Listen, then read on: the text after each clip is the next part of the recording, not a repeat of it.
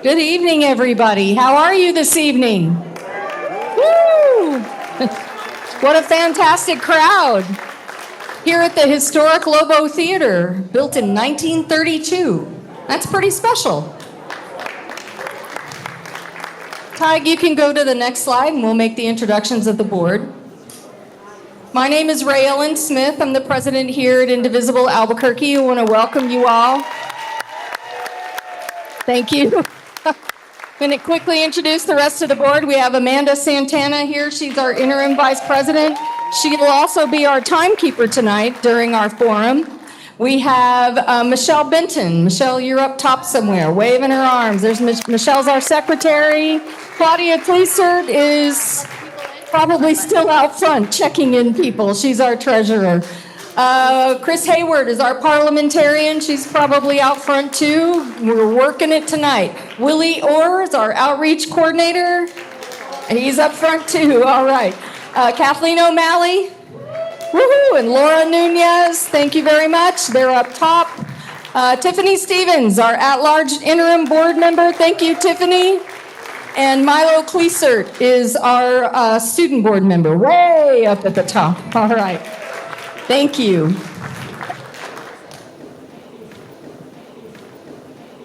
Okay, so just a few meeting courtesy questions for you. Please keep your side conversations to a minimum. If you don't mind, take your cell phones out now and mute them. We don't need any ringing sounds during the middle of the forum. Please remember to buy food and beverages here at the Lobo Theater. That's how we get to meet here for free. So thank you for your patronage here at the Lobo, and thank you for coming tonight.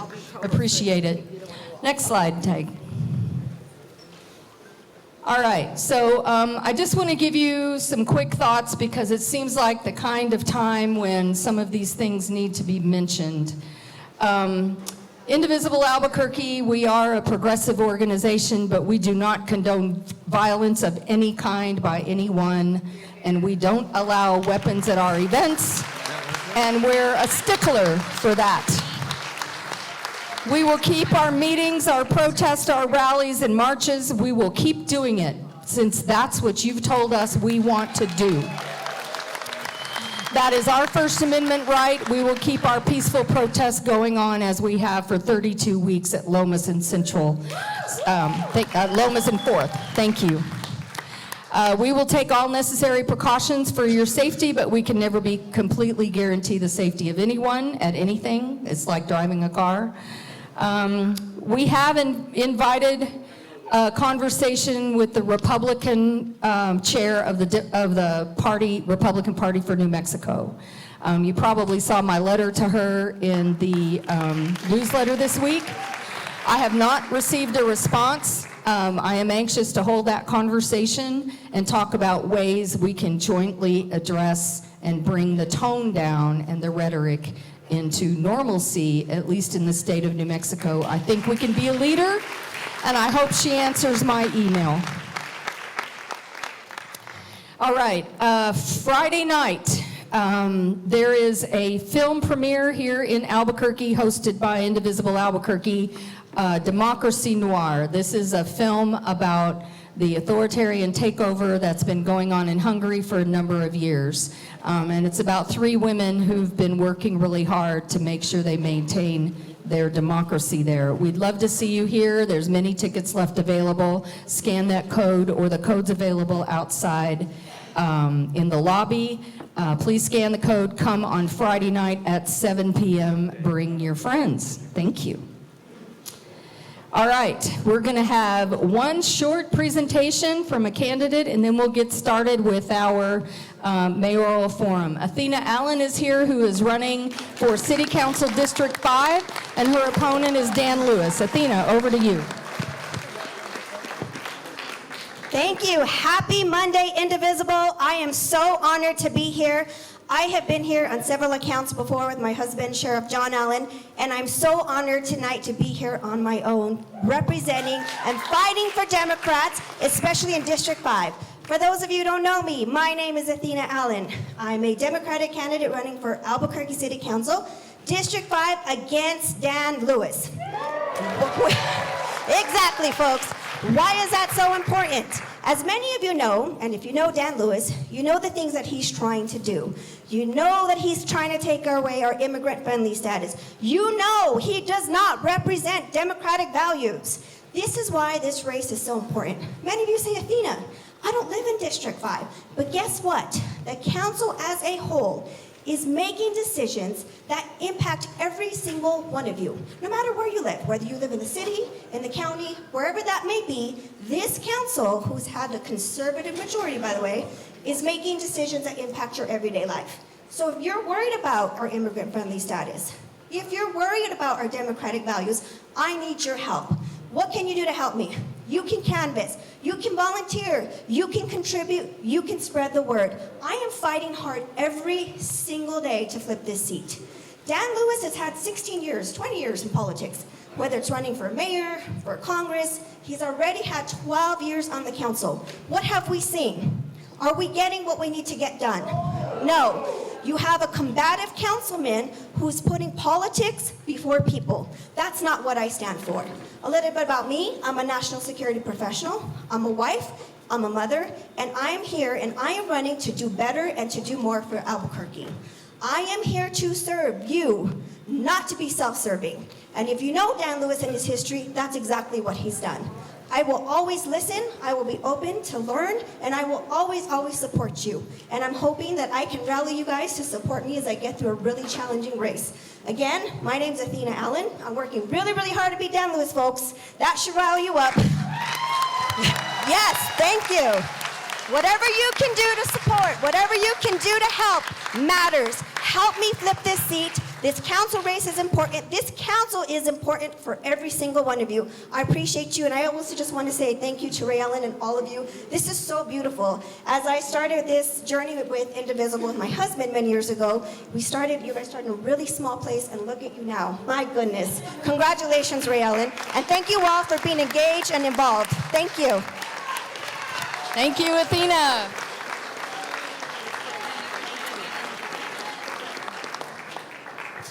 I'm going to ask if you're connected to the Wi-Fi, please turn that off. We're going to have trouble streaming this to the many, many people we have on Zoom right now. So if you wouldn't mind turning off your Wi-Fi and just use your cell data plan if you really must use your phone. We'd prefer you turn off your phone, make sure we're all listening to this, to our candidates up for mayor. Okay. We do have, want to welcome all our Zoom participants. How many do we have? 68. 68 people on Zoom tonight. It's great.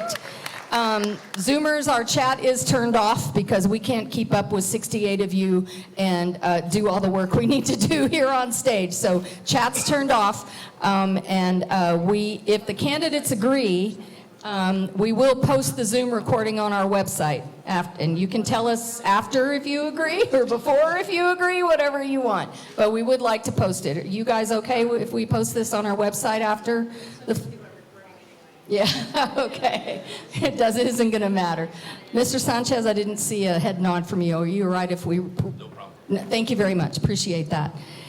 We do have a substitute. Candidate Eddie Varela is home with COVID. So we have Audra Salinas here, his campaign manager, filling in for him. Thank you very much for pinch hitting like that. I appreciate it. Okay. So for you guys, I know it's a little hard to read, but I'm trying to project down here so you can read the questions, but I will read them aloud. I know it's a little like. Mayoral candidates, the rules are please turn off your phones. We want to hear from you, not your campaign managers. We're going to give you... Well, except Audra, because she is the campaign manager. All right, there we go. We're going to give you 3 minutes for an opening statement and 2 minutes for a closing statement. Questions will have 1 or 2 minutes to answer, and I'll tell you which as we go along. We will follow this order, but I'm going to start in different places. So everybody will have a start, a stop, a middle, and all of that. Questions were submitted by members, edited by me for clarity and approved by the Indivisible Albuquerque Board. There will not be time for audience questions, I'm afraid to say, but we asked you to submit them in advance, and I thank you for doing so. There was quite a lot to weed through, so appreciate all your efforts. Any questions on the rules, and do you agree? Thank you. Amanda is keeping time. Amanda, show him your... Okay, so we need to look to you. Yes, yes. We tried putting it down front, but it was really hard to see, so. Yep, 15 seconds, 30 seconds, stop. All right. So we are going to start with opening statements, and Ms. Armijo, you have 3 minutes to go first. Go, oh, you can use that one. Oh, that's probably easier. I'm gonna fall out of this chair. So. Stand up. Yeah. There we go. Okay, how's that? Can you hear me? Okay. It's a little. And I'm the shortest one on the campaign, so either way, if you're stuck with me, you're kind of screwed. So.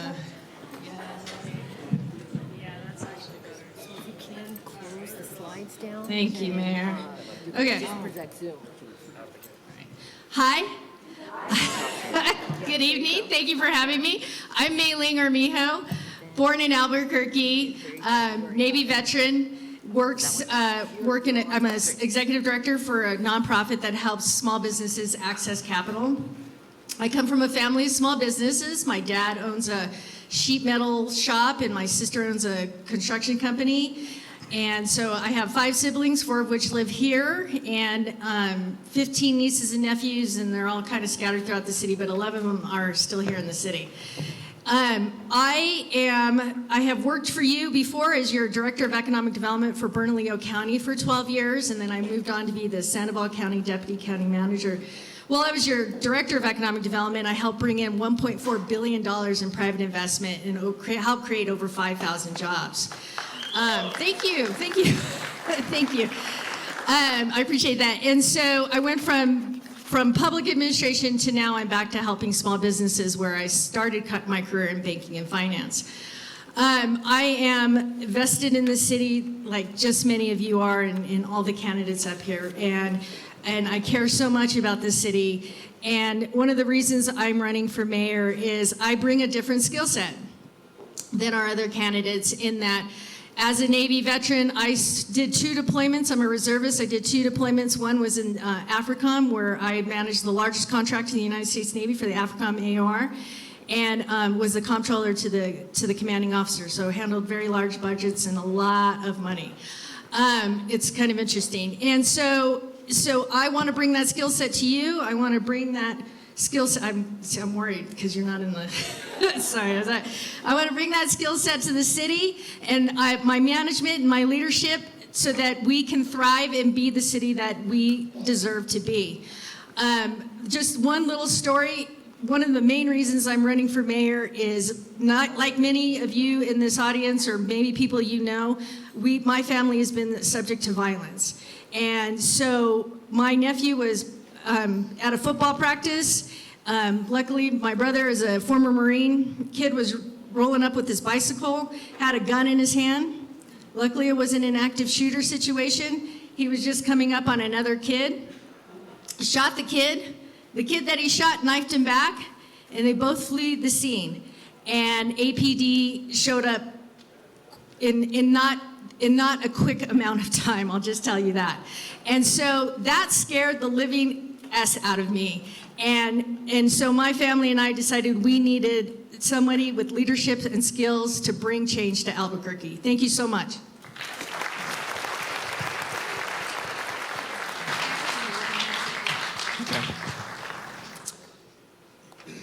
Okay. All right. Well, good evening, Indivisible. It is wonderful to be back with you. My name is Tim Keller, and you may recognize me a little bit. I was thinking here, how many people were here when Indivisible started? Do we have a few folks? Do you remember getting the memo? I remember getting this PDF, and it said, like, it's time for Indivisible, and it was really long, and I got through like the first page, but I was like, this is cool. And then I showed up at Indivisible. And many of you may remember, if you don't, it's okay, but it was formed in response to the election of Donald Trump. And the first election after that election was the mayoral election, now 8 years ago. And that's when you asked me, and I told you that I would stand up to President Trump. That is actually why Indivisible was formed, and that's why I'm your mayor, because a lot of you helped me do that. So here we are again, unfortunately. But that is one major reason why I'm running for another term, because we have to defend our city against Trump too.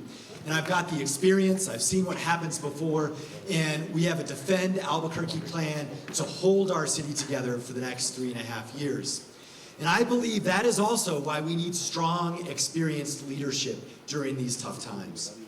Now, in that beginning of Indivisible era, you also asked me to address our toughest challenges head on and to do the real work to try and make real progress for generations to come on crime and homelessness. Now, I know these are still challenges. These are tough times. We've got national trends, fentanyl. We have, of course, Trump messing with all that too. And then we have our own homegrown problems that we had not addressed. We never had a system to help the unhoused. We had a police department that was falling apart. I have done the real work to actually transform those initiatives in our city, but I'm not done. I do need more time to finish. So while we've done the real work, because change is not just a flip of a switch. Deep change takes time. Real change is not just changing out a person. It's literally a sustained effort every day for years. And we know what's working. I'll talk about what's working on crime, what we're doing on homelessness, but we have transformed those efforts, not just for me and not just for my family, but for all of us for decades to come. But now is no time to turn back, because we have got to finish the job. And that's why I'm asking more time for you for this job as your mayor.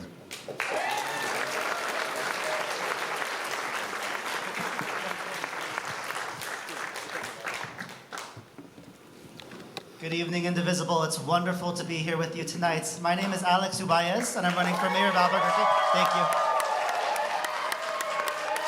Thank you. Thank you. And I'm running to build a safer and a stronger city. Like many of you, I am raising a family here. My 3 children, ages 8, 6, and 4, live with me and my wife downtown in the house we bought 15 years ago. And like many of you, we have seen the change in our city over that time. And yes, some of these problems are big and intractable, but some of these problems have gotten worse. And I think the moment that we are in here as a nation is a critical one. Because yes, we did survive Trump 1.0. Trump 1.0 was an administration of terrible ideas matched with terrible implementation. That is not the status today.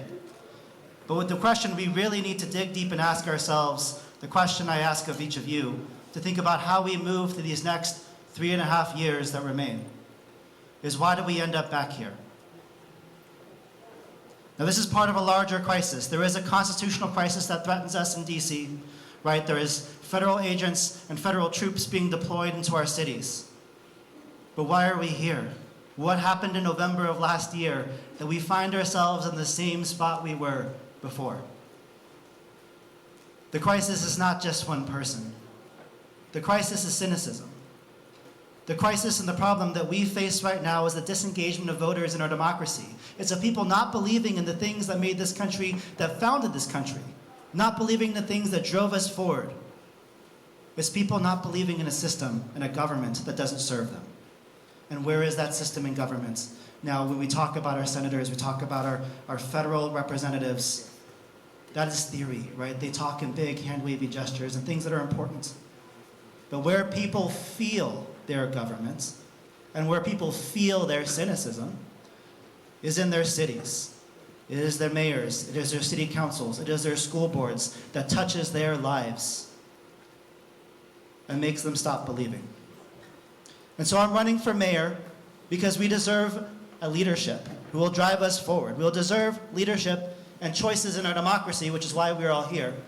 We deserve both fresh ideas and fresh energy to move us into a world where people believe in their government again because they can touch it and they can feel it and they can see it with their eyes outside. I was your United States Attorney for the past 3 years, appointed by President Biden, confirmed by the unanimous consent of the Senate when that was still a thing. and serving you all as the Chief Federal Law Enforcement Officer for 3 years, making us safer. But I've spent my whole career in public service and in public safety, starting as a crimes against children prosecutor at the DA's office and a cartel investigator for the feds before being your Chief Federal Law Enforcement Officer. And I know that we have solutions. I know that we have the people who are willing to drive them, and I know that the people here in this audience are going to drive us forward through the next 3 years, but we can't do it alone. We need every one of you to go out and find people to vote. We need every one of you to believe in this process, not just yourselves, because I know you do, but to bring people with you into this movement. Alex Uballez, I'm running for mayor of Albuquerque. Thank you all very much.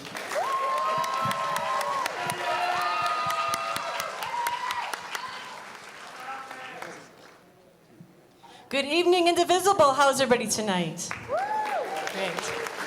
Thank you. My name is Audra Salinas, and I'm here representing Eddie Varela, who is going for mayor of Albuquerque. I'm going to start out with a story for you guys, if you don't mind, because I am the only Republican up here, okay? Absolutely. I'm going to start with a really quick story, if you don't mind. So Eddie Varela is a 30-year firefighter, paramedic, and fire chief. If your house is burning down, if family needed medical emergency and they had to have a rescue squad there, Eddie didn't knock on the door and say, "Are you Democrat? Are you Republican?" It doesn't matter. It doesn't care if you're black, white, Hispanic. It doesn't matter if you're gay, single, married, whatever the case is. So what I want to ask each and every one of you tonight, even though there's a difference, what I am asking for each one of you is to listen to every single one of the candidates. And I want you to vote for the person that you like their ideas, you like their plans, you like their visions and what they can do for the city of Albuquerque. Because, ladies and gentlemen, this is your Albuquerque. And who is going to make that difference for each and every one of you? Not just for today, but for your children and for your children's children. So that's what I want to ask you guys tonight. So even though we're different, you look to your neighbors. We are all the same. We are all one. We are not the same Republican as in DC. We are New Mexican Republicans. And so we are here for your voice. Eddie is here to make a difference for you. He deeply apologizes for not being here tonight. He's been out campaigning. He's been at the state fair for the past 7 days, talking individually to each and every one of you to let you know the difference that he wants to make here in Albuquerque and for each and every one of you. So we're going to be going through different questions tonight. And I will be, if I say I'm meaning Eddie. It's just, I've heard him so many times through different debates and everything else, so I can actually understand his platform. He tells everybody his plans. He knows his budgets. He knows the leadership. He's had that for so many years, being a chief. He's also been in Barstow, California, where he's had to be a leader over so many people. So leadership, ladies and gentlemen, is what's going to make a difference in this city. He wants to bring back Albuquerque, not just for you, but for your children. All the children are leaving to go to a different city because they don't feel safe. Okay, you're going to hear different things that the city's crime is going down, but is it really? Every single day that we turn that TV on, do you not find out somebody else has been murdered?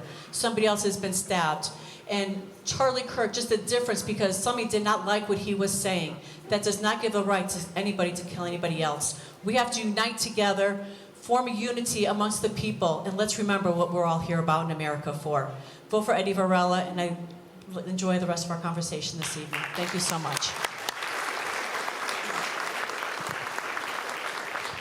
Thank you, everyone. Welcome, Indivisible. I hope everyone's doing well tonight. Thank you. A little bit hot in here, but we're doing okay. My name is Louie Sanchez, and hold on one second. We are wound up over here. Anyway, it's my honor and privilege to be able to be running for mayor. I'm a current sitting city councilor, I'm a business owner, and a 26-year veteran of the Albuquerque Police Department, where I served each and every one of you. It was an amazing experience to be able to be out on the streets and make sure that we address the issues, the crime problems, and also help the folks that needed the help. And we did that I did that for 26 years, and I'm so amazingly proud. Now currently at City Council, one of the things that made me run for City Council and one of the things that made me run for mayor is because, first of all, City Council, I was sitting outside my office or inside my office on Central Avenue when I heard my girlfriend Deidre over here scream, and I turned around to watch an individual getting pistol whipped right in front of my business and a gun pointed at his face. I got on the phone, I dialed 911, and we still have the same mayor. I dialed 911, and guess what? The police never showed up. What they did do is they talked to me about a priority system, and when I said, you got to get somebody here right now, the next question was, what's their physical description? What are they wearing? What do they look? How tall are they? And I couldn't believe it. When I was a police officer, we got somebody there, and then we got it going. What happened now is we ended up in a priority situation, and then I said, okay, he's walking, the incident's done, he's walking westbound on Central now. Okay, so now it's a lower priority because he's not in the physical act.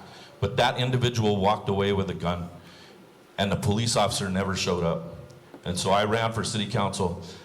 What I didn't know then is that fentanyl was about $2 a pill. Now currently, fentanyl's about 40 cents a pill.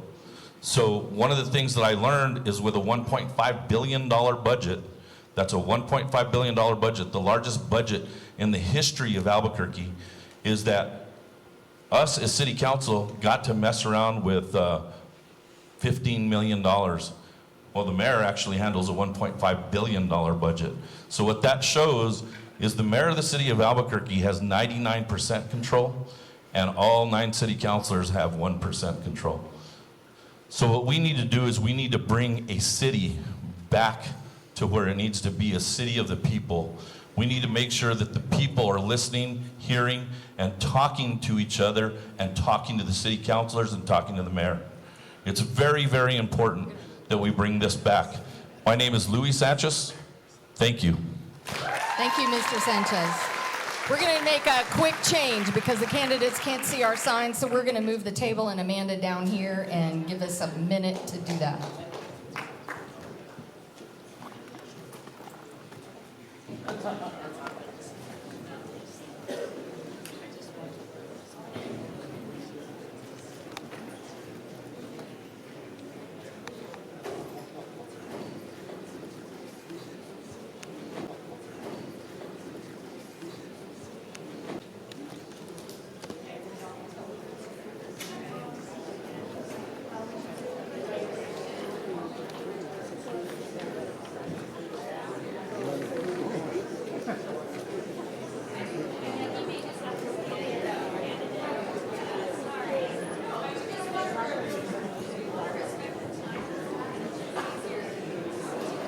Absolutely.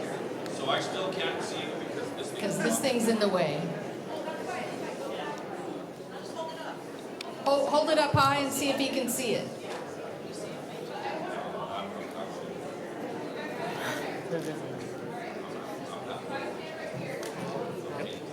Okay. All right. Mr. Keller, you get the first question. Friday, President Trump announced he's sending the National Guard to Memphis. This is very unlike the National Guard that is already in our city. Describe your course of action if this happens here and how APD will or will not cooperate with them. So this is a very important question, and it's a reflection actually of a lot of the work that we've been doing. You know, when Trump was separating children at the border, I was a new mayor at that time, we stood up in defiance and we said this is going to be an immigrant-friendly city. And that's when I signed the executive order that says that APD will not help ICE. Now I'm telling you this story because we are gearing up for how to deal with this issue. Now number one is, I was before you several months ago and I talked about how we're using our National Guard in a different way. That was for a reason, and it was so that it cannot be used by the president. So that is a good thing, and that's one of the reasons why we did it. But the second thing we have to do is, I'm preparing executive orders to make it as difficult as possible. APD will not be helping them. And also we will be having all sorts of rules as best as we can to not allow them to do what they want to do. Whether it's public roads, whether it's public buildings, we are not going to tolerate them coming in here and letting them do what they want. And so that is my commitment on this issue as your mayor.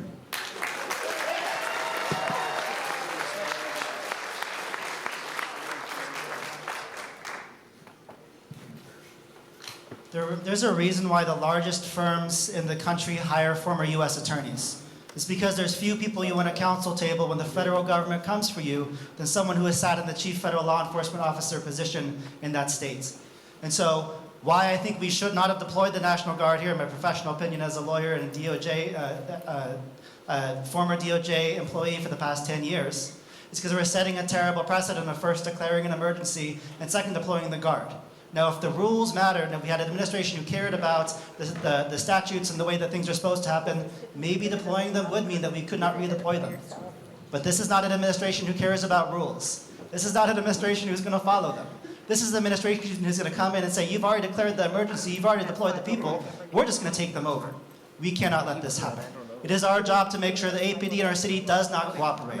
It's our job to make sure our city is strong and resilient so we don't need federal interference. And it's our job as people to protect our neighbors, which is what is happening here.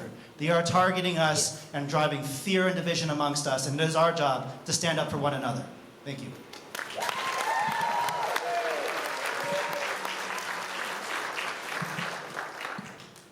First and foremost, security and safety of our people is number one. So everything that Eddie's always talked about is making sure that our people are safe. There should be no need to bring a National Guard in. We need to make sure that we've got visibility on the street. The first thing that Eddie always talks about is making sure that our police officers are visible. We have to also make sure that there is repercussions for any of the other things that are going on out there. So first and foremost, should it be a National Guard that has to come out here? We should never have to institute having a National Guard coming out here. We should make sure that our streets are safe for all of our people. So that's the first and foremost thing that we need to say. And Eddie wants to ensure by visibility and bringing more people to make sure the visibility on the street is going to make sure that our streets are safe. So we don't have to worry about bringing the national security in. Thank you.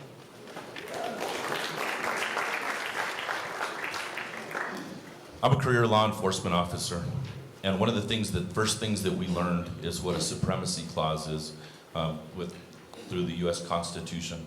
What that means is you have laws at all levels. You have local laws, you have state laws, and you have federal laws. And what that means is that each law has its own jurisdiction, has its own level. And right now, with the supremacy clause, the way it's set up, the national law or the federal law is the highest law in the land. That gets to be put through the federal government. When you talk about National Guard, when we have the National Guard here in Albuquerque, the National Guard that came to Albuquerque was taken out of mission. Can you imagine if you were able to keep those National Guard people in mission, in uniform, and partner them with a police officer? That would actually solve your grandmother test. When your grandmother is not safe and not feeling safe, then we need to do something to change it. And right now, we could have a lot more officers and a lot more enforcement on the streets if we would have not taken our National Guard service people out of a mission, and I think it's very, very bad that we did that.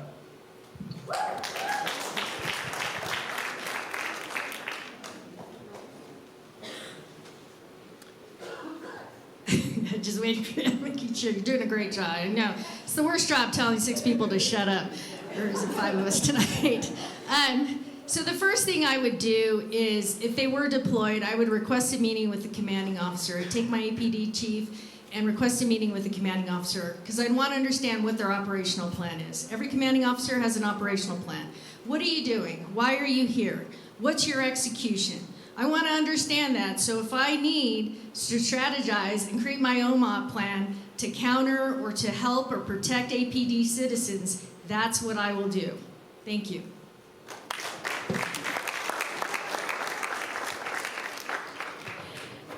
Thank you. Let's see, Mr. Uballez, we start with you on the next question.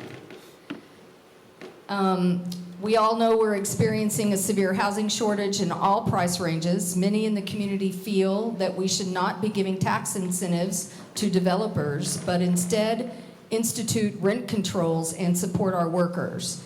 Explain your position on both and your solution to solving the housing crisis in Albuquerque. And you have 2 minutes each. In 2 minutes, really? 2 whole minutes. Oh, great. Yeah, it's a simple problem. I know you got it. We got it. We got it. The first thing is about tax incentives. Many of you saw me in front of City Council opposing a recent IRB, or a 70% tax break, to one of our largest developers that went out without any protections for workers, fair wages, apprenticeships, or affordable housing. This tells me that we have money and that we have incentives we can give out to build things and to people to create jobs and to create small businesses, and we're using them for our richest neighbors. We should be using these things to protect the people of Albuquerque. We are in a housing crisis. We do need housing subsidies. We do need to support our workers. We need both good union jobs, jobs that pay fair wages, which I'll thank the council for adding into that bill, and affordable housing whenever we're giving a tax incentive. These things and incentives must work both for the people and for the people building the things. It's not enough, right, to have new and fancy developments. I have no problem with the sawmill. I love it. But the issue is when we're giving those incentives away to people, and the people who build the buildings can't afford to live there.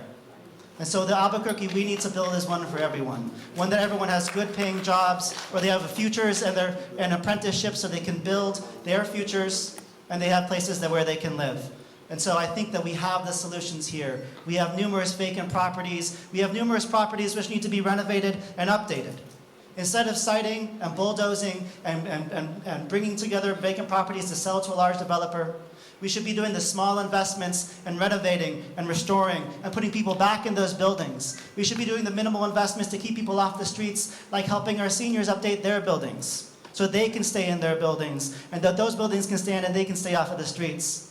And we shouldn't be investing long-term in what we think about homelessness. Really, the plagues and afflictions of those are medical conditions of mental health and addiction. We can solve these by giving people stability in housing paired with wraparound services that get them off of the streets and not stuck in our shelters. Thank you.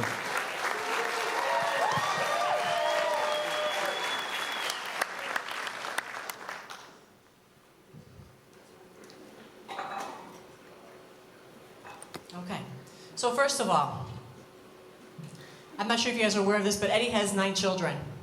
I believe 2, right? 8 boys and 1 girl. He had 2 wives. Not at the same time. Not at the same time. I'm not one of them. Just to clarify. Okay, so anyways, that's my 15 seconds. So, kids aren't staying here because it's too expensive. The housing is too expensive. You know, kids could be making $45 an hour for both husband and wife, and it's still not enough to get an average home here. You're looking at $300,000 to $400,000 for a home. So Eddie is totally for incentives for people to be able to buy a home in a house of affording. He's not looking at trying to see it has to be, he wants somebody that has a front yard and a backyard. This is his vision. This is the American dream. Everybody wants to be able to own a home. He is exceptionally for making sure that Americans can get, and Albuquerqueans, can get to their homes for them at a reasonable price. As far as low housing, $200 million is spent to the housing for the homeless. We want to make sure some of that money can be put so we can get more housing for people, get them off the streets. Let's get them into places that are more affordable. Let's help incentivize the construction groups and companies so that we can get better affordable housings for them. This is something that Eddie is for. He promises that in his campaign that he will make more affordable housing because we want to make sure our kids stay here. We don't want them going somebody else because they can't afford the housing here. Thank you.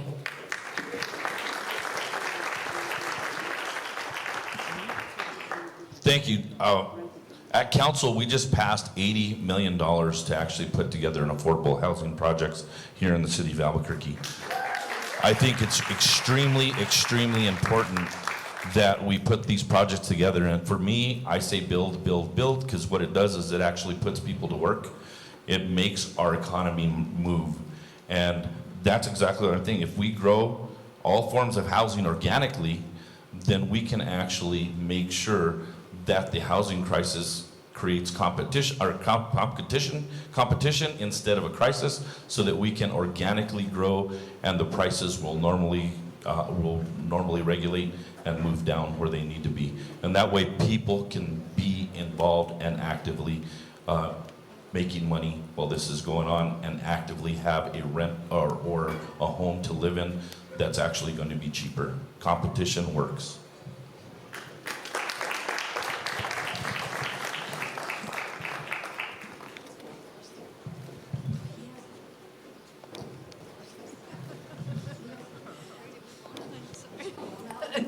I know there's so many of us, right? And so you want to get us all in. I mean, we're happy to go to the next question if you want.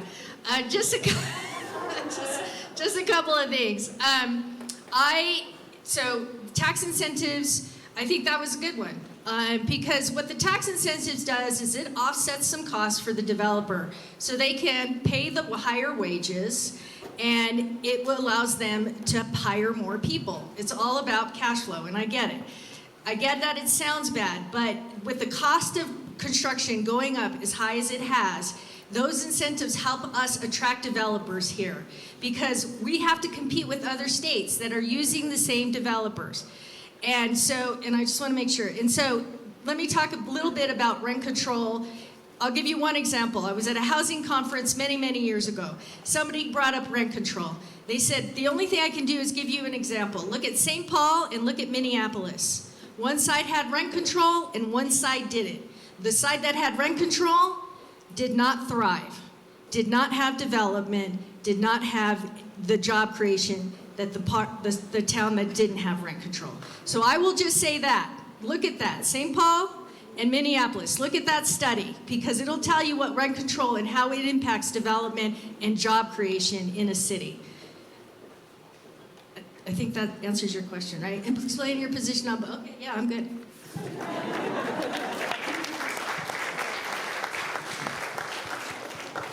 Well, first, I think this is a really good question. I just want to emphasize that, yes, incentives should have all the clawback provisions, all the LIBOR protections, and they need to make sure that we have a return on investment. And that is now what we have, because I helped put all of those into our incentive work. The second thing is, we know that all around us we have a shortage of housing. We have a 20,000 unit housing shortage. So the answer to that, I believe, has to be an all of the above approach. We cannot pick and choose the winners and losers. We need housing of all levels. And I will tell you, we subsidize a lot of stuff. We subsidize the sports stadium. We subsidize Netflix. We subsidize Tallinn Market. We subsidize most of downtown. So I don't think it's fair to say like we shouldn't subsidize stuff, because pretty much a quarter of our city is subsidized. But that's because we want to help our city. And that's what we should be doing, as long as we have those protections. Now, I will tell you this, with respect to housing, the key to this question is we all want more housing, and we all want rent prices to go down. It's how. That's the hard part as mayor. It's how to do that. So here's how we're doing it. One, we changed all the zoning codes so that now we can build up instead of out, which is cheaper and creates more low-income housing. We converted motels, the rundown hotels on Central. We've now done 7 conversions into housing. We're now converting office buildings, the Wells Fargo building, the San Mateo building, right up there into housing. And yes, they're all incentivized. That has led to 2,500 new units of affordable housing, double any other administration in the same time. That's what we need, is how to solve these problems. It's easy to talk about what we want to do. The hard part is how. Last thing is, there's a city council meeting going on right now. And I need your vote, Louie, because what you just supported is up for a vote, literally, like in minutes, to do rehab for seniors. So I hope that passes without you.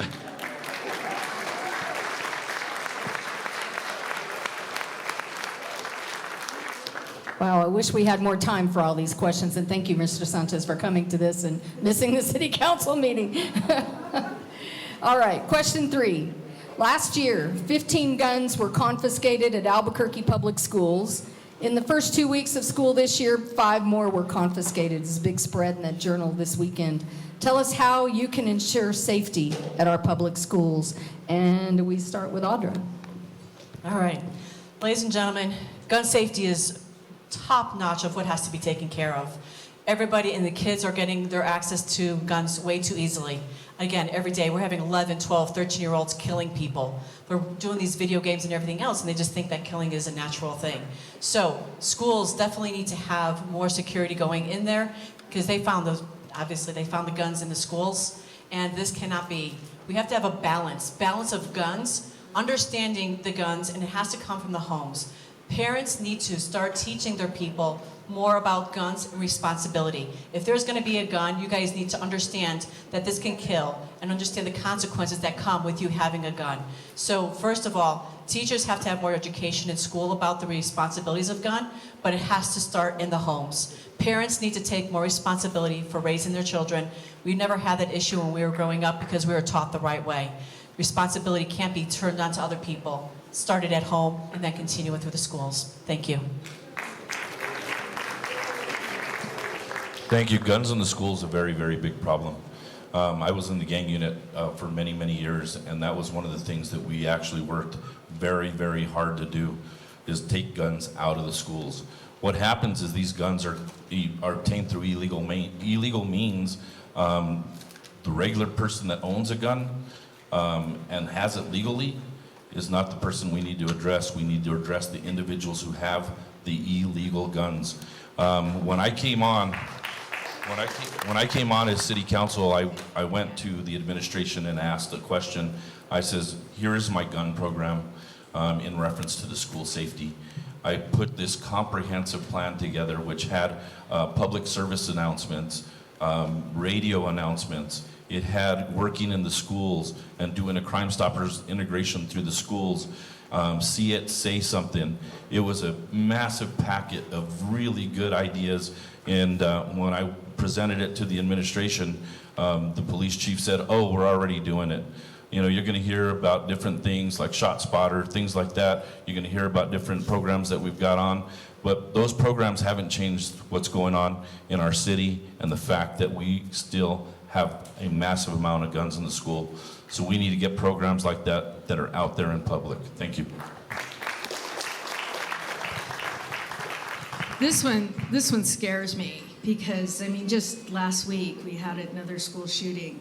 And so I'm not sure why APS is against the gun detectors. I mean, you guys wanded me while I was walking in and checked my bag. And I mean, we really should be doing that in our schools now, unfortunately. And I think what we really, you know, I don't know that the mayor's office has that much influence as far as APS is concerned, but you should definitely use the office as a bully pulpit or as a collaborator to get the schools to do what we need to keep our kids safe. Thank you. So this is another good example of we all want safety. We want to end this. The question is how. So here's what we've tried. Number one, I banned guns in schools and in parks. And I got sued for it, by the way, by the NRA. But we're still in court on that. And that is an example of just straight up standing up to what you have to do in this environment. But the second thing is, you know, my kids go to APS. And did you know that until 3 years ago, APD and APS did not actually coordinate their security camera systems? Now, thankfully, we have fixed that. So about a year ago now, APD is working with APS on the cameras and safety in our schools. But then we took it a step further and we created the Student Violence-Based Intervention Program.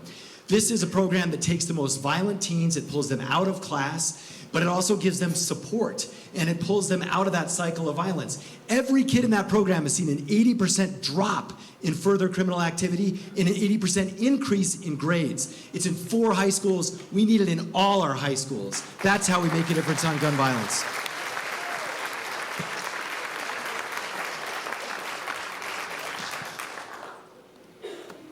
Here are rare moments of agreements. When I actually first met Mayor Keller, it was about 2019 when we traveled out to New York to learn about a thing called the Violence Intervention Program.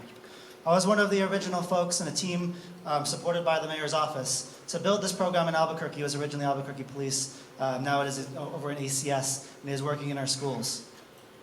This is part of the answer. We need to identify the kids who are at risk and help them. But the guns in schools, the violence among kids, are symptoms of a broader problem. They're symptoms of failing government.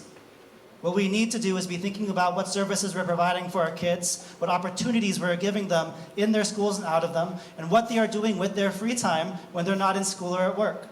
If we don't have opportunities as a city that we have built for them, if we don't have free and safe places for them to be and to convene and be with one another, then they will do things that we do not want them to do. And so while law enforcement will be a piece of it, and solving crimes and prosecuting people will be a piece of it, that it only serves the symptom and not the cause. As a community, we need to stand up and build things for our kids to do that are safe and free.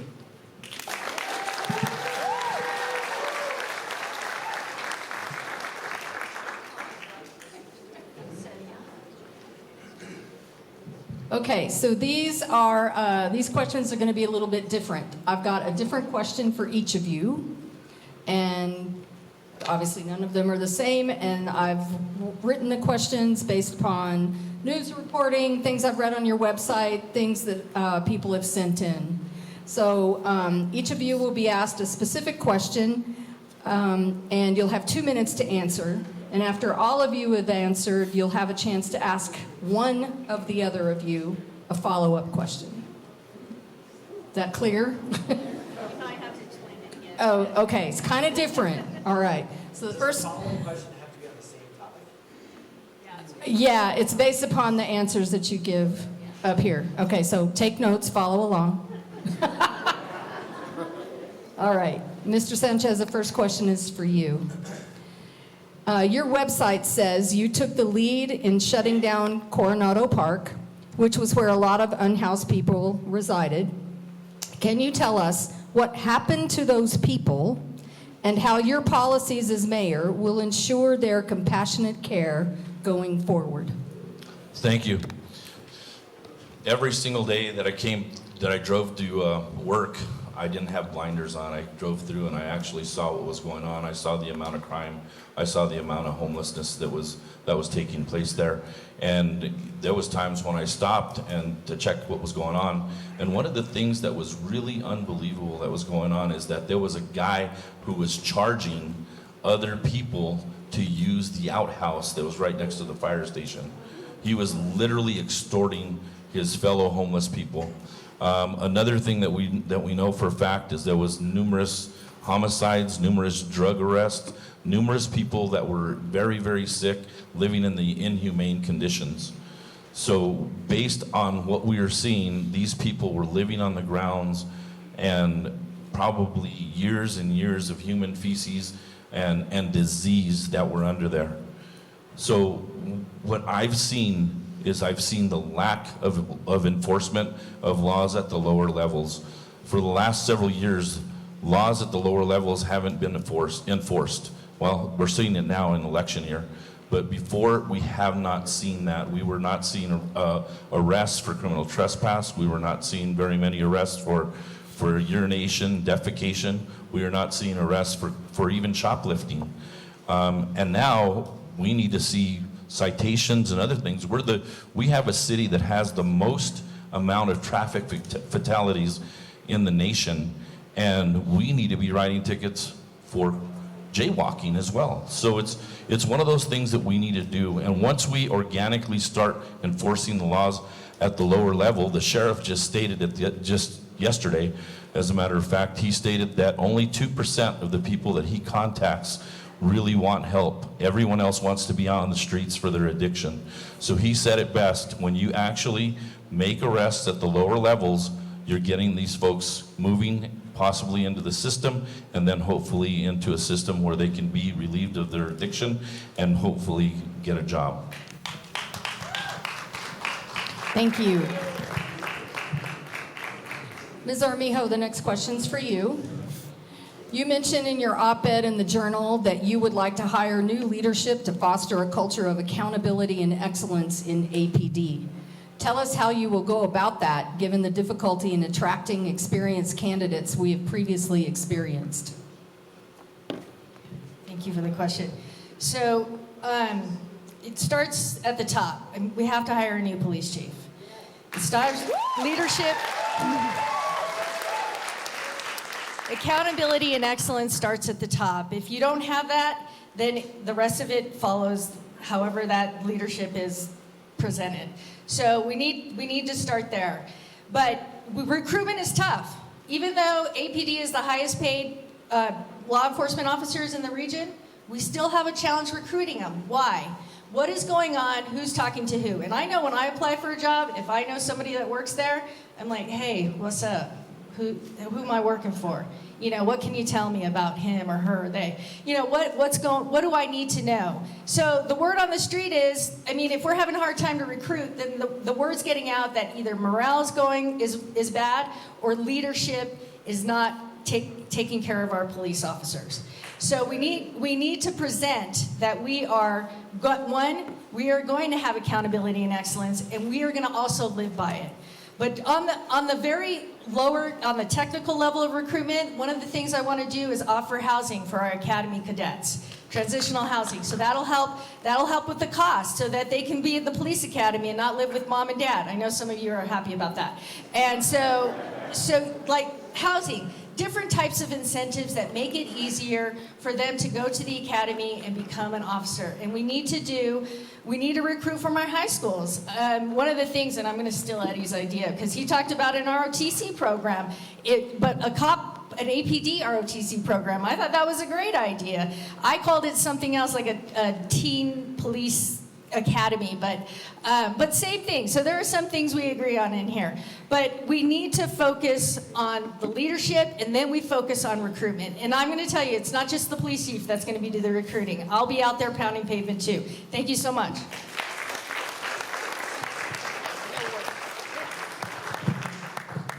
Okay, Mayor Keller. The deadline for releasing the reports from the Accountability and Government Oversight Committee has passed. Those reports allegedly deal with fraud, waste, and abuse in the city. What's the holdup, and do you commit to ensuring their release before the election? 2 minutes. Sure, so this one's easy. I would love to see them too. The mayor has no control over this. This committee is literally an independent watchdog group, so I would also love to see what all the hullabaloo's about. I do know from reports that the committee that oversees them have said that they're just inaccurate and incomplete. So if you just believe the committee, they just want to finish them. But again, the mayor literally, it's actually like morally and ethically wrong for me to pressure the committee in terms of what to do. So I want to see him too, as soon as you do. I do, but look, I'm going to use this question also to touch on a few things. You know, I also have said we need a new police chief, but I will tell you, I got rid of a police chief once, and you want to be ready for a leadership challenge, you better know who you're going to hire.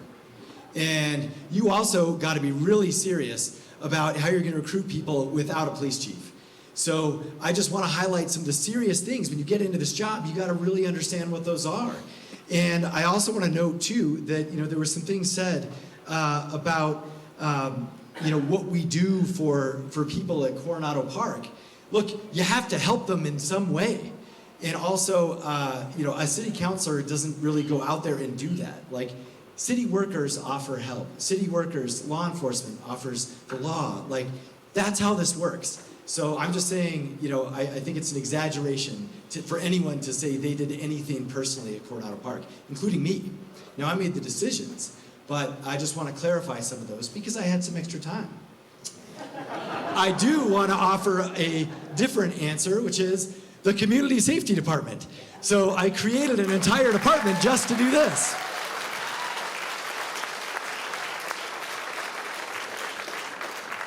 So we're the only city in America that actually has trained social workers that go out for mental and behavioral health calls. And they now operate 24/7 as part of our 911 response system.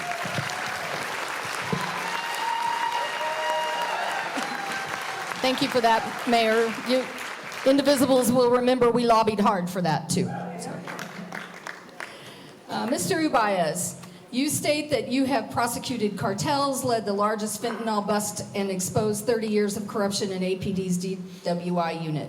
But a mayor's job is more than just crime fighting. Tell us your plans for ensuring our citizens have Medicaid and SNAP benefits that are being cut by the Trump administration.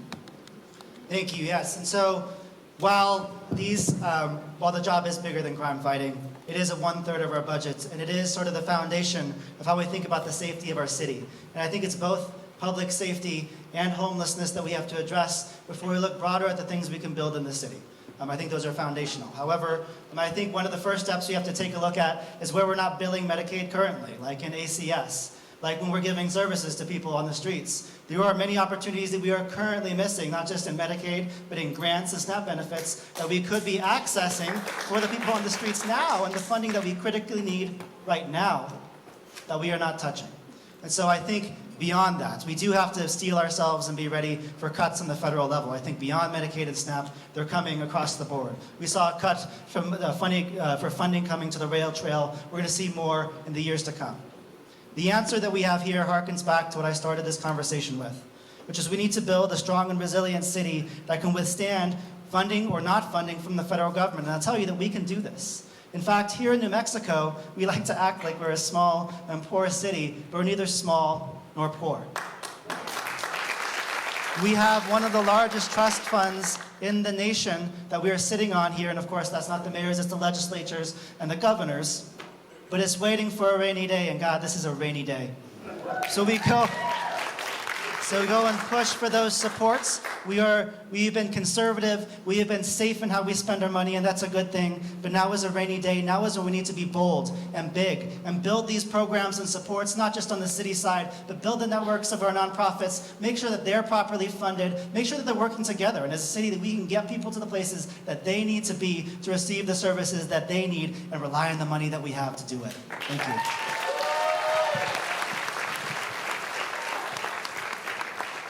Okay, Ms. Salinas for Mr. Varela. Your website states the solution to homelessness is to address root causes with compassionate, effective solutions. We all know the most effective solution is to provide them housing. Is that one of your planned solutions? And if so, how? This is a really interesting question, so thank you so much. Because you guys might not know this, but Eddie's been walking the streets for 2.5 years. He's been walking not just to small businesses, but he's out every single day with the homeless. So this is something that touches his heart, that's close to him. And understanding what the homeless are doing, he actually goes out and he buys a pack of cigarettes. No, he does not smoke. What he does do is he uses that to be able to get closer to these people to understand where they're coming from. Do you know that half the people that are on the streets are not here from Albuquerque? Okay, and so the important thing to understand is, why are they here? There are different degrees of homelessness. We have the fentanyl users, we have the people that may be alcoholics, then you also have the people that are just in a really bad state. So those are the people that he really wants to focus and help. The people that want to be helped should be helped. We have places for them. We've got medical treatments for them. Every single homeless person receives Medicaid treatment. We have over 12,000 businesses that actually, nonprofit organizations, thank you, nonprofit organizations that actually help the homeless. So why are we spending so much time doing just the homeless stuff? We need to run a city. We need to help them with medications and find places for the people that want help. We have medical facilities that they need to be going to. So we definitely need to help the people that want help. The women out there, do you know they cannot sleep at night? They have to sleep during the daytime, because if they're out there at night, they're going to be assaulted. So these are concerns that are really big out there, and Eddie wants to make sure that every single homeless person is safe, and most importantly, they're getting the help they need. And if they're on fentanyl, a lot of them are just zombies. We need to make sure that you guys are safe, because they are creating a lot of crimes. So homelessness is very close to his heart, and I want you guys to make sure that you go to his website, and I'll be talking about that a little bit later. So thank you so much. Thank you. Okay, now for the fun part. Mr. Sanchez, do you want to ask a question of any of your fellow candidates? Yes, I do. It's obviously going to be 4 against 1, because that's why we're all running, is to make sure that we have change. So that 4 against 1 is going to be about transparency and accountability. And this is something I've asked in City Council. This is something that we don't know. So I felt like I needed to ask the mayor a question, because we don't even really know how many police officers are on the department. I asked for a running total of police officers each and every day we go to City Council, what's going on with them, whether they're on vacation, whether they're on sick leave, whatever the case might be, to know how many officers are serving you, the community. We also heard right now, everybody clap in reference to needing a new police chief. And we also heard that accountability is a major component of hiring police officers. So if you have integrity and accountability, how hard is it to hire if you have a police chief with double standards? So my question is, Mayor, why have you not fired the police chief long ago after his accident? They're probably all There were a lot of questions in there, so I'll go backwards. Look, the chief of police was literally, there were gunshots, and all he did was try and figure out what to do, and he ran a red light. He accidentally hit someone. I don't, you may not like that, but I don't think a police chief should get fired when there's a gunshot and he's trying to figure out what to do. It's okay. You can disagree. I also know there is a reason why APD doesn't support ICE.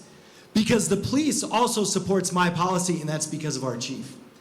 There is a reason why crime is down in every category for the first time in 10 years. There's a long way. Guess what? I brought them with me. If you don't believe me, you can come look. These are the crime stats. They also answer the question about how many officers we have, 892. We have some more in the academy. So I'm happy to answer these questions. And I think it's actually okay if you disagree with me, because being the mayor of this city requires strong leadership, and you got to make tough decisions.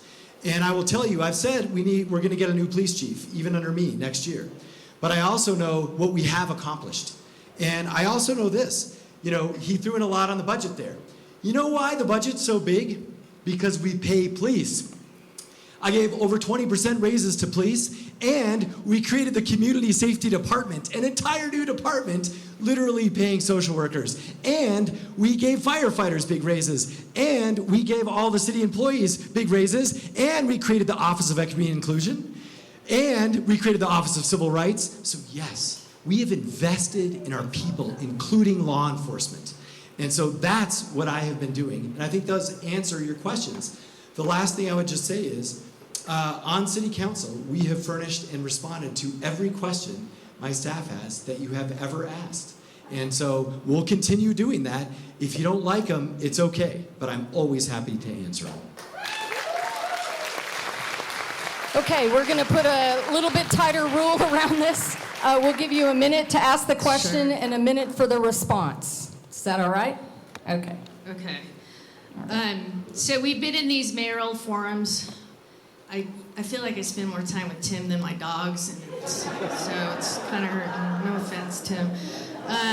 But we do hear what each other are saying, and we think about what they're saying. Like I said earlier about Eddie Varela and some of his ideas, and we've grown to learn about each other. And so one of the things, and my question is to Mr. Uballez, is he speaks a lot about his accomplishments at the state attorneys, and I think they're very commendable.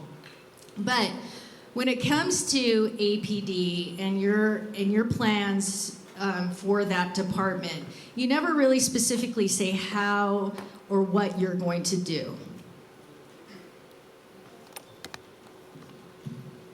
Yeah, it's normally, because I've been given the advice that I keep it out of the weeds and keep it not nerdy, but I think this is the nerdy audience, so I'll get into it. First of all, you can all go to my website, alexforalbuquerque.com. It has a public safety plan, I think, that's very long and detailed. But it goes like this. ACS is a key part of it, right? Part of our job as leaders, and when we're taking over from other leaders, is to keep the good ideas and make them better. And so the alternative response is key. But also making our Albuquerque Police Department function better is also important. As the former chief law enforcement officer for New Mexico, I know how to run law enforcement operations that focus on the most serious crimes, that pull our police off of down and out calls and mental health calls, and actually sends them to solve murders and shootings. We do this not just by getting there quickly and building good cases, but thinking comprehensively. As a lawyer who's argued in all of the courts in this state, I know that by building a good case, it's not just about the thing that happened, but about a person's whole history. Looking in their phone and social media and telling the judge, this is why this person must be detained.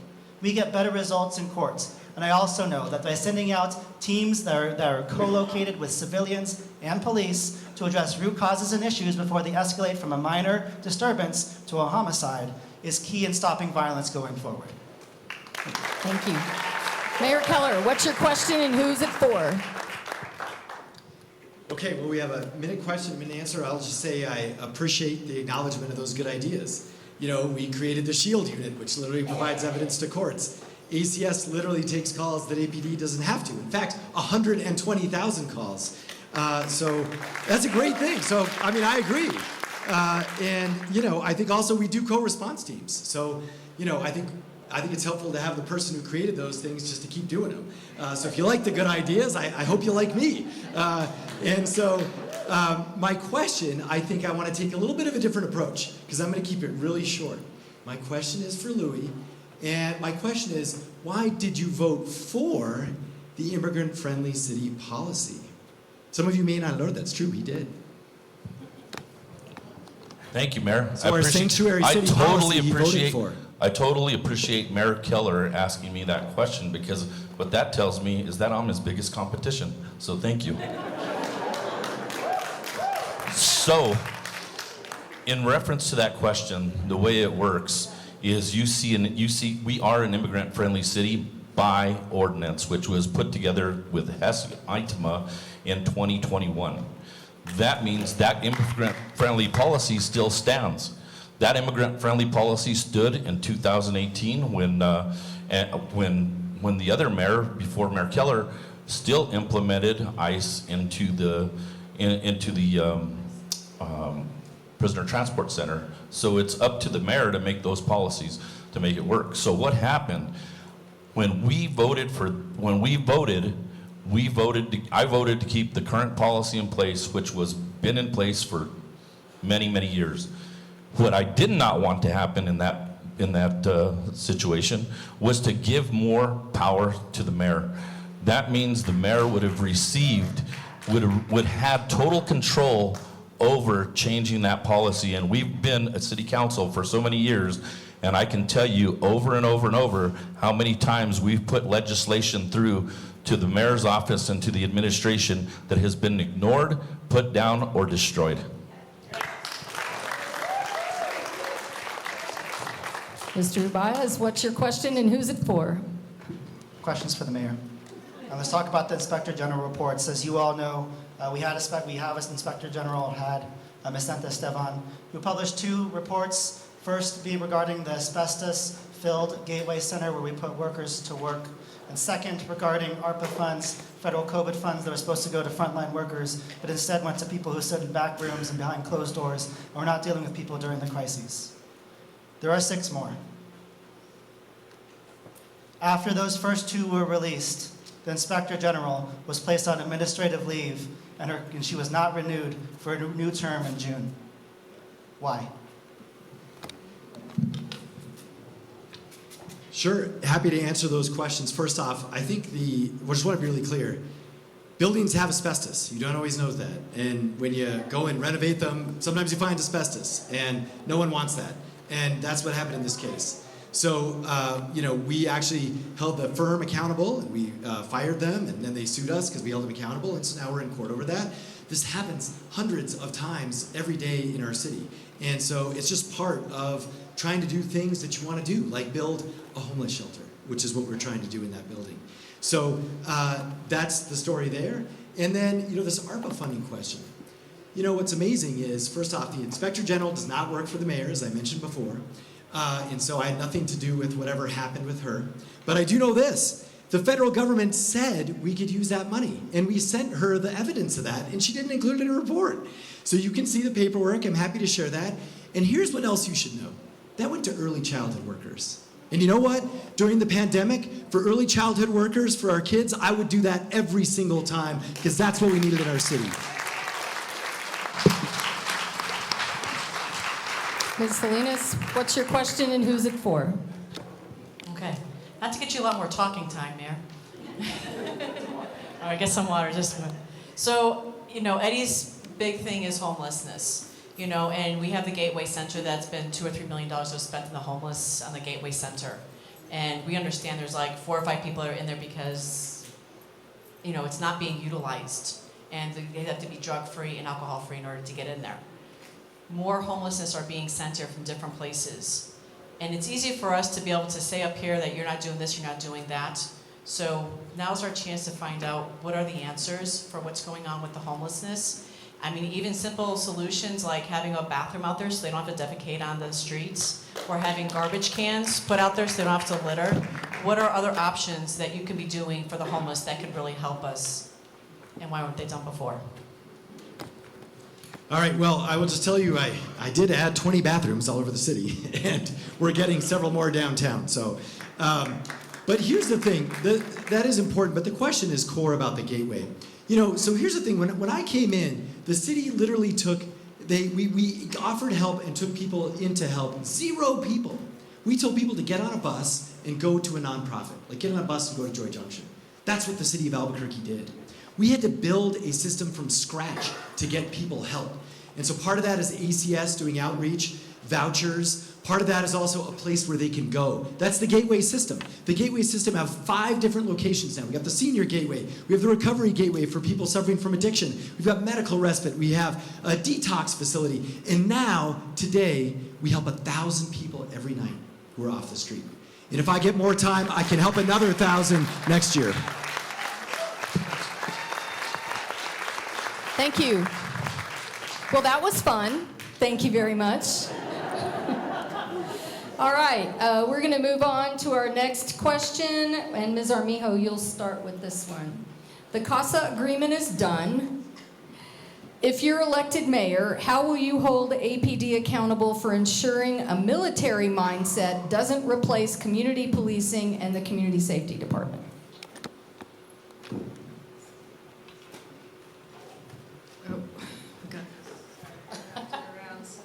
Okay. How you hold it for sure. So I'm a big fan of community policing. I think we should have cops on the beat again. We need them integrated in the community. So, and I also understand the military mindset because 15 years reserve, 4 years active duty, 2 deployments. I get that. I know what that is. But as a reservist, what you also understand is when you flip the switch. You know when you need to be on and you know when you need to be off. And that's just part of training and understanding. And in a lot of cases, therapy. Because we do have a lot of veterans that suffer from PTSD, myself included. After my second deployment, I get it.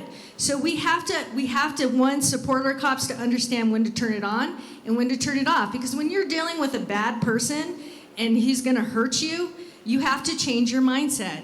But when you're out on the street and you're working within the community, you've got to know that you have to turn it off. And the better trained cops understand that. And that's what we'll do. We'll make sure they get that support so they know how to do their job and can do their job, but also know that if they need to step it down or step away, we're still going to support them and provide them the services. Thank you.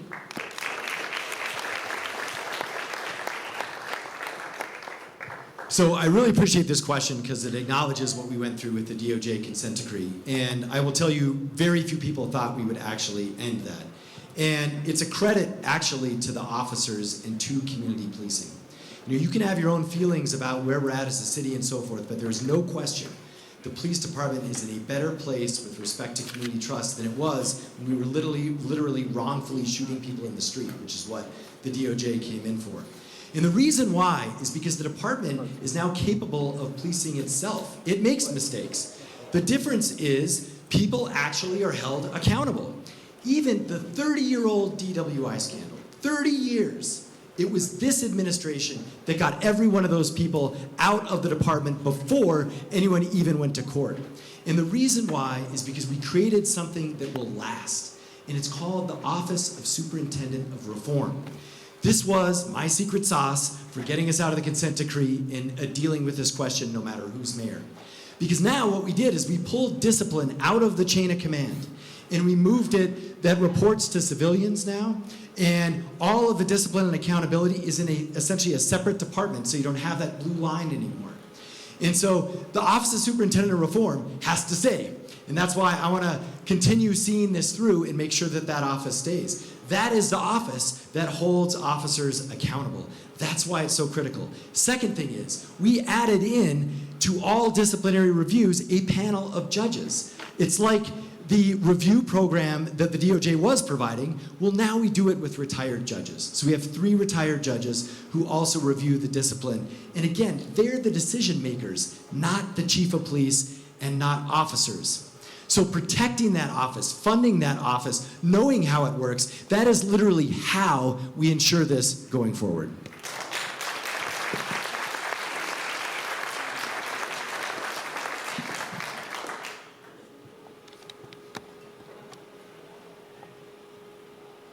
Let's be clear.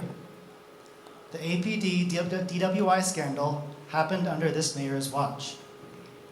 This mayor and his police departments did not discover it. My people did.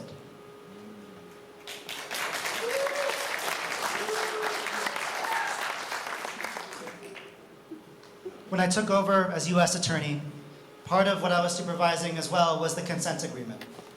And I thought about this the other day as a memory from what seems like 10 years ago, but it was just 3. My first consent agreement hearing. When I stood up and said, look, we're seeing progress, we're turning corners, we're checking boxes, and this thing in this decade-long litigation looks like we're moving in the right direction. But this is not the answer. Courts and lawyers, we show up when things break, and we set the baseline. But that is not a solution. The DOJ came here and audited this police department and fought for 10 years for a better police department to build us to the baseline, which is constitutional policing. But what I told the court that day was that my job would not be done until violence from APD fell, constitutional or no. That is still the work in front of us. As you all know, we still have one of the most violent police departments in the nation. And the fact that it's constitutional doesn't make that feel better for me. We need true accountability. We need someone who knows how to root out corruption. We need someone who knows how to run a police department and law enforcement and knows the signs to look at when things are not working how they should. Accountability is key. It's not just key because we need a safer city and a safer place for all of us. It's important because of that bedrock principle that we started with, which is trust in government. When people see a government who's checking all the boxes, but the violence still persists, they don't trust and believe in it. And so it is our job to build a department and a city that serves the people. Thank you.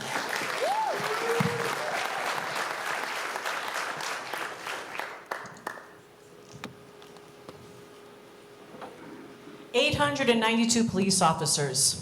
That's what we have on staff, right? 892.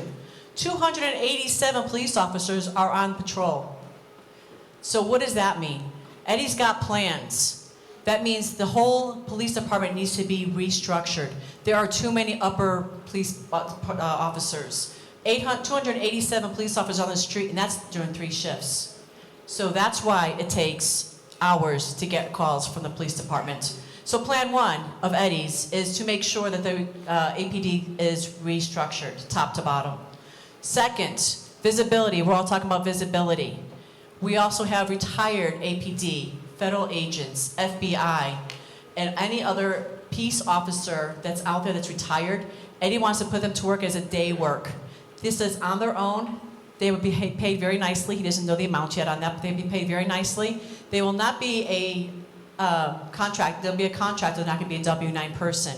So what this does, it gives a lot more visibility because these people will only be on the streets because visibility is where it's going to start. You start to see a police officer out there, less crimes will start to happen. Then beyond that, there has to be consequences for everything from the small crime because small crimes, if they are let go, they will turn into bigger crimes. So Eddie's platform will outline each one of those by doing the ROTC plan that Mayling brought up earlier. ROTC is going to start our youth in our high schools, which will also help bring start security and awareness into our schools. The ROTC program will be in the high schools so that they'll start learning the police academy. So when they start to become and they graduate, they'll automatically be hired into the police academy and then into the police force. So these are actions. It's great when candidates up here are talking about this is what they're going to do, but what's the plan? You guys want us to see plans? Go to eddievarelafrommayor.com and he'll start showing the plans that he wants to do to bring back Albuquerque. Thank you. Thank you. First of all, I'd like to start out by saying the Office of Police Reform is the area that Mayor Keller developed that actually gave the police chief a break and gave him a pass, which is pretty sad that they took care of themselves. And then another thing is when you talk about DOJ and the CASA, when I became a city councilor, January of 2021, my first city council meeting had already happened, and then I was pulled in to speak to James Ginger. And one of the interesting things that James Ginger told me and Clarissa Pena was that we had already had 26 paragraphs that could have been released 2 years prior, but the mayor held them. And then when I said, I don't care who gets credit, let's release them, we need to start moving forward. Well, guess what? A press conference was held, and Mayor took all the credit for that. But in reality, the citizens of Albuquerque did not know that 26 paragraphs had been held from you for over 2 years. Based on that, going back on to the police department, what it needs is it needs a change in the culture. The culture of APD is where we're lacking. Right now, the police officers are afraid to do their jobs. They're worried that they're going to have some discipline done to them. They're worried the minute that alarm or that alert tone goes off and you hear that noise, that officer knows he's going to be engaged in some sort of physical contact with that individual. What that's done is the training, the amount of training that they have is not adequate. And we need to get in there and train them more, because what's going on right now, and the reason why we have the most amount of officer-involved shootings that this department has ever had, and we're one of the highest in the nation, is because the officers are not getting the sufficient training that they're supposed to be, and when they go out there, they're getting involved in self-induced jeopardy, and the last thing and the last resort they have is to go to guns. And we need to do more training on APD, change the culture, and make sure the officers are getting the specific training they need instead of scare tactics from their administration. Thank you. Question 6. Let me remember who starts here. I think Mayor Keller starts, right? Being a sanctuary city seems to come with some downsides from this presidential administration. One impact seems to be the loss of $11.5 million from the U.S. Department of Transportation for the rail trail. If elected, will you maintain our status as a sanctuary city given the potential loss of additional federal funds? Sure. Wait, it says 2 minutes. Don't start the clock yet. We have time for 2 minutes. Yes. Okay, so I want to answer this question directly. I think it's also it's important to note, look, the FBI is the one who broke the DWI 30-year-old investigation. You know, I was the mayor at the time. He was the lawyer on it for the DOJ, but I just want to give the FBI credit for that. Now, to this question, y'all know my stance on this. So I was the one who did the original executive order, so obviously I'm going to keep it. I did the second executive order. And so for us, the funding question is legitimate. And as part of the Defend Albuquerque plan, which I rolled out in February, based on what we knew what was coming and how best we can prepare, we identified $200 million at risk. So this is very real. Now I will tell you, the rail trail funding we did not lose because of sanctuary city policy. We lost it because Trump actually switched favoring pedestrians and bicycles to cars. That's why we lost it. But the point is, you have to know how to protect the funding. So what we've done is a couple of things. Number one is we're working closely with the state. The governor and I, we're doing a special session to make sure that we have all the funding available for Medicaid and the bigger cuts. I've already asked her to help also with this transportation funding. Now, the state has already set aside these funds because we work together. And that's what you need as a mayor, someone who is planning ahead, someone who's working together with folks who actually can replace that funding, which is the state. Now, the second thing is we also go to court. I mean, I think we're 3-0 versus Trump. So I think we're going to get that funding back, by the way. So we will fight in every way that we can. And the last thing is we're smart about our laws. The immigrant-friendly policy says that we won't ask for information or collect information or cooperate. So that means this is why we win in court. Because when Trump says you're not cooperating, you're not giving us info, we say, you can have all the information we have, because we have nothing. That's why experience matters. That's why we need strong leadership going forward. Since we have 2 minutes and we're sniping back and forth, I'll do a little education about how federal law enforcement works. It's not the same as a DA's office. Right, in the DA's office, as you all know, APD does an investigation, they hand over a box to the prosecutors do the lawyering, and it moves through court. My first job at the Department of Justice was an organized crime investigator, which meant I led long-term proactive investigations into organized crime. That means in the Department of Justice, the United States Attorney is the chief federal law enforcement officer with control over all federal criminal operations, investigations, and prosecutions. That means the people of the FBI were the ones who knocked down the doors. But the investigation was led by the Department of Justice and the career people who worked in my office and in that office together. And another area where we agree, we should be an immigrant-friendly city. My mother was not born in this country. She moved here as a young girl to find and build community in this strange community and city and states and country that we now call home. And so for me, this is personal, especially with the rulings from the Supreme Court recently that target people who look like me, who speak Spanish, and who work low-wage jobs. And so for us as a community, this is another moment where we must stand up for our neighbors and one another. We do this, I think, in full understanding that first, we fight for the money in court. I spent 10 years in the Department of Justice and in these courtrooms. I know exactly how to do it. That's why law firms hire people like me to do it. But more than that, what we need to do is build a resilient city that can stand alone. Because I have zero confidence that they will follow a court's order. And I know that the money that's being held back from the rail trail doesn't have to be attributed to anything for this administration to hold it back. So this is a time not for us to fall back on the laws and the courts, but to reach and build and be big and be brave with what we do to protect our community. That's why I sent over an 11-point plan to the mayor and city council of proposals that we can do in our city, practical ones, to protect our people. They range from everything from a Know Your Rights campaign, because we know this targets all of us, to establishing safe spaces like for our hospitals and our courts, so where people can find sanctuary. You can find them all on my website. These are the things that we must do. Thank you.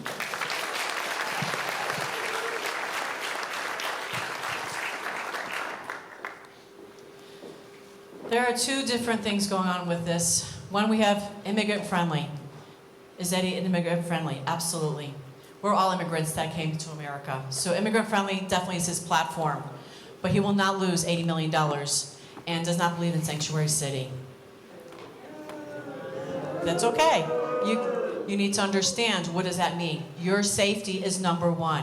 A lot of the people that are coming in here aren't just from Mexico. We love people from Mexico. They're from other places that are criminals escaping their place. So we want to make sure that you are safe. That's okay. That's what makes us all special. We have our own points of view, so thank you so much in the front. Thank you so much. So we do have to understand that there is a difference. And each one of these people up here said they weren't Sanctuary City. So immigrant friendly, absolutely, 100%. We will make sure that we support all of our immigrants and make sure they have a safe haven when they come here to Albuquerque. So that's the first and foremost. And the second point on that is that with the Sanctuary City, we will not lose the funding to help our city be strong and fruitful. So that's our comments. Thank you so much. Thank you. First of all, there's a lot of confusion here. So I'm just going to try to make sure that I can clear up some of the confusion. What Sanctuary City means is that we harbor criminals, whether they're state, federal, or local. That's what it states. State, federal, local. Everybody in here sees the fact that there's two different things going on. The big dynamics are Sanctuary City, and you have immigrant city. So when I read the paper just the other day, there was a newspaper article in our newspaper that said 9 or 10 immigrants were held by state and local authorities, and those people were held, but it never did say whether they were illegal or legal, and that is the biggest issue that we have right now. So that's what's getting confused by everybody. Currently, it's about safety. Safety is the number one goal. It will be the number one goal in my administration. I'm a law enforcement officer for 26 years. 26 years as law enforcement in the state of New Mexico. And we, as law enforcement officers, have always followed the law and always followed always follow the law and make sure that individuals who are breaking the law are held accountable.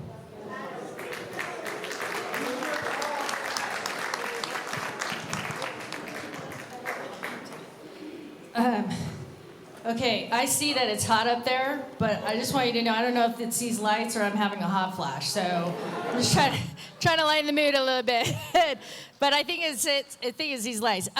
So I've always said this from the beginning, we will remain an immigrant-friendly city. Yeah, thank you. The one person listening. So And I've always also said that I want to reach across the aisle. And I want to understand why Pam Bondi sent that letter. I don't want to respond in a way that, and Keller's response wasn't wrong. He cited law and all the things. But I would have responded differently. I would have reached out to the office and I would have said, let's go point by point what we're doing. I'm going to understand. And that's how I am. Because I like to understand the technical reasons on what's going on in there. And figure out what we can do to work together. Now, I know you're thinking, there's no way we're working with this administration. Okay, so let's move on. So, in that, I'm just telling you that's my thought process. But with the potential loss of federal funds, and the mayor and the state are right. They needed to call a special session. They needed to do that. But the state has to think about the whole state, not just Albuquerque. And one of the things that I would do is take that $1.5 billion budget and start prioritizing essential services and say, okay, we need this, we need this, we need X, and we need Y. Maybe we can live without this because SNAP is more important or Medicaid is more important. We have to think of ways creatively in our own budget to take care of our own house. Thank you so much. Thank you. We're getting towards the end, guys. Just hang in there. All right. All I need here is a yes or no. If elected, will you advocate for ranked choice voting in citywide races, which eliminates the need for runoff elections and saves taxpayer dollars? Mr. Uballez, we'll start with you. Yes.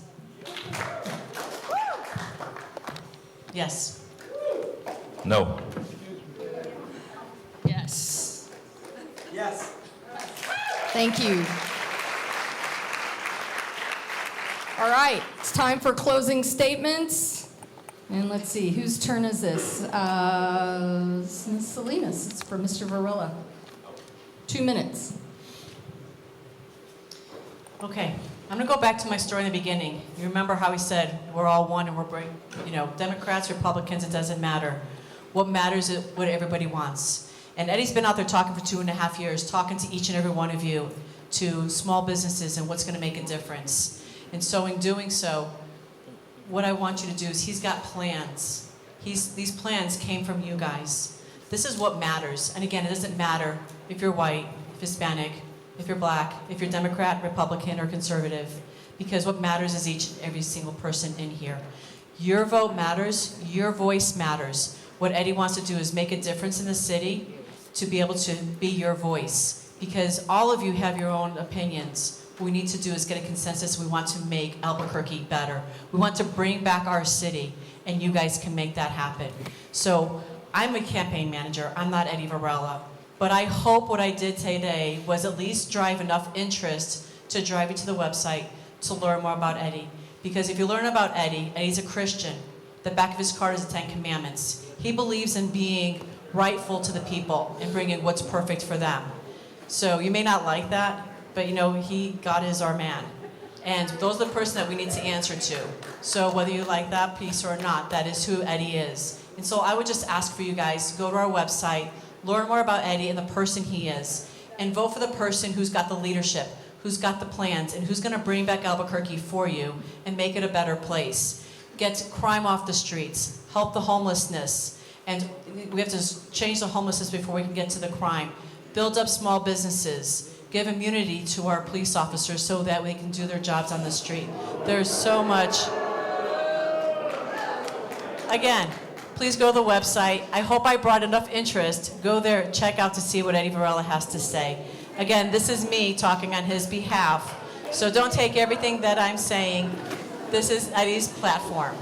And you guys hear for yourself. Thank you so much. Thank you. Thank you. Thanks, everyone. As I said before, it's an honor and a privilege to be here. I just thank everyone for coming out, taking time out of your busy afternoon to come out here and listen to all of us. All of us have different ideas and the way we want to do things. But I'm gonna tell you a quick story. When I first became a police officer, I was a brand new rookie, and I was on my first day at OJT. And when I went out on OJT for my first day, My training officer took me out, wrote my first citation. I was trembling, scared when I wrote that citation and walked up to a car. I didn't even know what to expect. And when I walked up to that car, a sensation comes upon you that you don't ever know. Nobody can ever really understand, because you don't know every single time as your police officer if you're gonna come home that day. So you feel that on the very first call. That day, I arrested a person for DWI, my very first DWI. A month later, I showed up in court. When I showed up in court, a court clerk came up to me and he tells me, demanded that I dismiss that case. I says, no. First of all, I said, why? Why do you want me to dismiss this case? He says, because I'm the court clerk here and I tell you what to do. And I says, well, let me tell you this. I just received my oath of office 1 month ago, and I will not jeopardize that because you're telling me this. And then he says, I'm telling you again, you need to dismiss that case. If you don't dismiss the case, you will have a hard time working at APD, and you will never win a case in this courtroom ever again.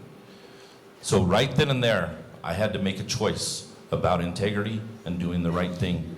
Just think, I was 22 years old, and had to make a decision of a lifetime. Right then and there, you have to make that decision and know what you're going to be doing with the rest of your life and where your life is going to lead you. And I bring accountability, transparency into the office of mayor. Louie Sanchez, please vote for me. Thank you. Have a great night.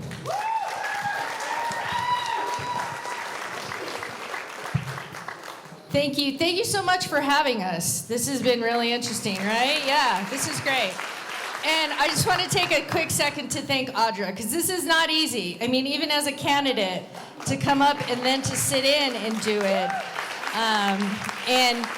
And I've been in front of you guys before, and you're a tough group, so, you got to give Audra a pass, all right? So she's a good person, and I've enjoyed getting to know her as we've gone through this campaign. So thank you for being here and representing Eddie.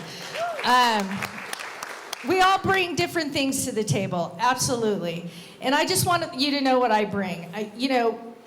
Not only is it military, public administration, business, finance, for over 25 years that I have done this. What I bring to this is passion. I don't need the job. I have a job. I want the job. And I want to do it for all of you. And I want to do it for my family and for my parents who live down the street from here. And I deeply care about this city. And that's why I'm here. And I hope that as you look at the different candidates, that you see the talent and the skill set and the leadership that I bring to this city, because I am here to serve you. I am ready to lead. Thank you so much.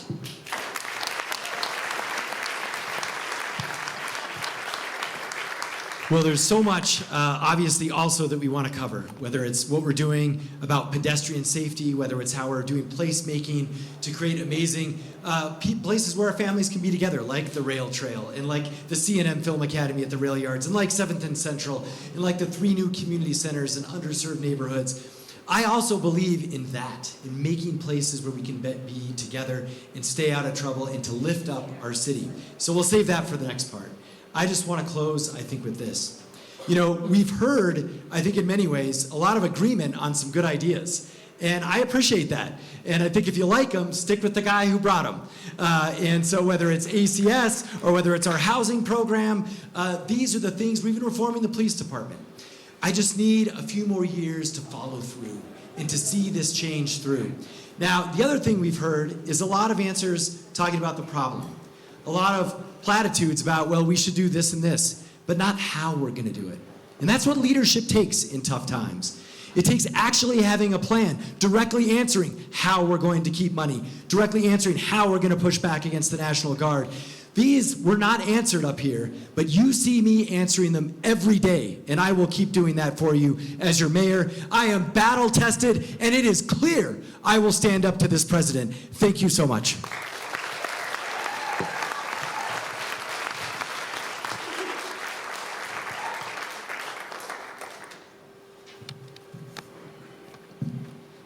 One of the things I learned as a leader of the 200 people in the U.S. Attorney's Office and the scores of federal agents that did the work of federal law enforcement Was that as a leader, it's never your job to take responsibility, to take credit for the wins. And it's always your job to take the fall and the responsibility for the losses. This is a leader that people follow. This is a leader that people will go to the ends of the earth for. This is the leadership that our city needs right now. Not more of hearing about the rose-colored glasses of a world that doesn't exist outside. Not telling us that just having the ideas is enough, and that's where we look and we feel, how Central feels to us, how our buses feel to us, how our schools and our streets feel, is not real. We're in a moment here in history. This moment in history is one where, as a party, Democrats are being asked to do more. What use is it being the party of the right ideas if we can't deliver for people? As the U.S. Attorney here, we moved mountains. And we moved mountains because we had great people who I trusted to do the good work. I led the departments to the single largest budgetary shortfall in its history. That's a 50% cut to our operating budget. Yet we didn't fire a single federal employee. Yet we converted the Hill office from paper to digital. And yet we delivered massive wins for the city and public safety, like taking down the largest fentanyl seizure in the history of the nation and taking down 30 years of corruption in the police department. These big impossible things, these big intractable problems can be solved. And by the way, we did those things in 32 months. And so if you're asking yourself, what do we do now? How do we fight back? Where is the locus of our supports and our energies? It's here in our city. And for us, it's about selecting a leader who will drive us forward into the future, who will deliver results, who will make us see each other as neighbors instead of strangers, who will inspire us to bring our very best to this city and community as you do every day. Thank you all for being here. Thank you for being voters. Thank you for believing in this city and everything you've given to it. It's my honor to be here with you. My name is Alex Uballez. I'm running for mayor of Albuquerque. Thank you. Thank you. I've got a few quick announcements.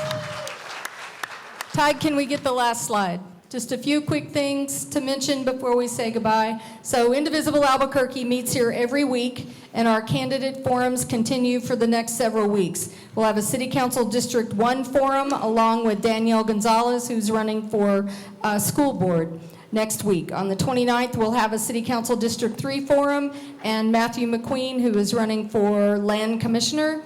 On October 6th, we're going to have a very interesting discussion with Doctors Kenny Daniel and Laurel Orr, who are going to talk about AI and the truth about it, along with City Council District 9 Colton Newman candidate. I want to thank you all for coming. Please stick around, because I guarantee you these people will have more questions. They always do. Thank you, Indivisible Albuquerque. We'll see you next week.